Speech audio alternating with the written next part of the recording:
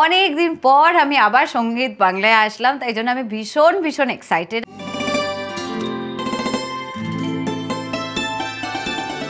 অনেক অনেক আড্ডা বাকি আছে তোমাদের সঙ্গে দেওয়ার। কত বছর যেন, 13 ইয়ার্স, 13 বছর। ঢুকতে ঢুকতে আমি সেটাই ভাবছিলাম যে সবাইকার সঙ্গে দেখা হচ্ছে 13 বছর পর। What an emotional journey. দিতে চাই আমাদের সেদিনটাকে ফিরিয়ে। আমার মনে আছে যে সঙ্গীত বাংলার জন্ম হলো আমার চোখের সামনে, তো সেটা দিয়েই শুরু আমাদের একসঙ্গে পথ চলা।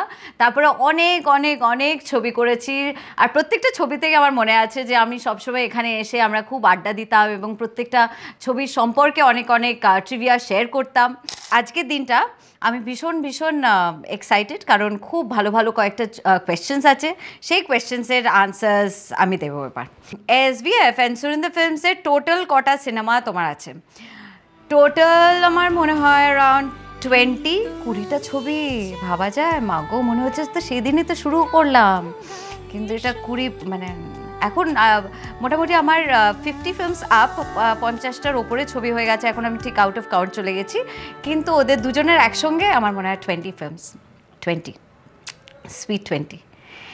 এই লিস্টের মধ্যে আমার ফেভারিট 5টা ফিল্মস কী কী? আমার ফেভারিট 5টা ফিল্মস, শুরু আমাকে করতেই হবে নাটের গুরু দিয়ে, কারণ ওটা আমার জীবনের প্রথম ছবি আর চিরকালের জন্য ভীষণ ভীষণ স্পেশাল থাকবে। সো ডেফিনেটলি নাটের গুরু। মন মানে না, রংবাজ, পাগলু, মিতিন মাসি, 5টা হয়ে গেছে।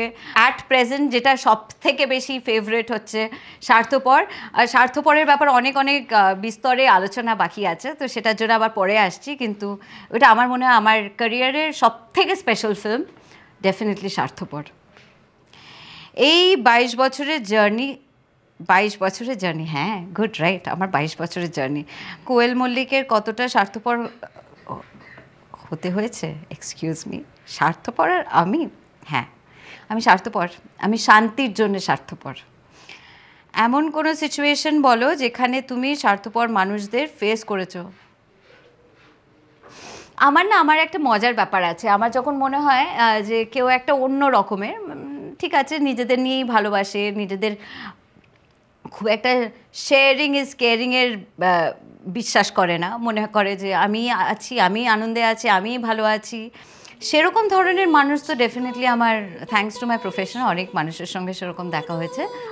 তাদের সঙ্গে কথা বলার সময় শুধু আমার যতটুকুন বলার থাকে সেটা বলতে থাকি, যেটা আমি বিশ্বাস করি। আমার মনে হয় যে আনন্দটা অনেক বেড়ে যায় যদি তুমি মানুষের মধ্যে সেই আনন্দটা ছড়িয়ে দিতে পারো, সেটা আমার বিশ্বাস। নেক্সট ইজ, আমরা সবাই জানি তুমি পুজোতে প্রতি বছর মল্লিক বাড়িতে যাও। তোমরা টোটাল কজন ভাই বোন? আনকাউন্টেবল। তাদের সঙ্গে তোমার কেমন ইকুয়েশন একটু বলো। আমি যৌথ পরিবারে মানুষ হয়েছি, আমি একটা বিশাল একান্নবর্তীর পরিবারের মেয়ে। এবারে যেরকম 101 বছর আমাদের হলো মল্লিক বাড়িতে, একটা অসম্ভব সুন্দর, ভগবানের অনেক আশীর্বাদ যে আমাদের ভীষণ ভালো একটা সম্পর্ক নিজেদের মধ্যে, ভাই বোন, জ্যাঠা জেঠি, দাদা বৌদি, সবাইকার মধ্যে আমাদের ভীষণ ভীষণ ভীষণ আন্ডারস্ট্যান্ডিং। এই কথাতে আমি আসি যে আমার বাবা সবসময় বলতেন যে প্রত্যেকটা ব্যাপারে, জীবনে প্রত্যেকটা মানুষ যদি সব ব্যাপারে হিসেব করতে থাকে তাহলে জীবনটা আর অতটা সুন্দর থাকে না। তো ওই বিশ্বাসে আমি মানুষ হয়েছি। তো তাই জন্যই হয়তো আমরা খুব ন্যাচারালি, আমাদের মধ্যে খুব ভালো সম্পর্ক। আমাদের কখনো একটা কোনো জায়গায় আমার মনে হয় যে মানুষকে ওদের মতন করেই আমরা অ্যাকসেপ্ট করি। কখনো এরকম মনে করি না যে কেন ওই মানুষটা অন্য রকম, বা ওই মানুষটা আমার মতন নয় কেন, বা আমার ভাবনা চিন্তার সঙ্গে ম্যাচ কেন খাচ্ছে না, এইভাবে আমরা হয়তো কখনো ভাবিনি। তাই জন্যই হয়তো ভালোবাসাটা এত ইজি হয়ে যায় সবাইকে, কারণ তাদেরকে তাদের মতন করেই আমরা ভালোবাসি এবং তাদের মতন করেই আমরা অ্যাকসেপ্ট করি।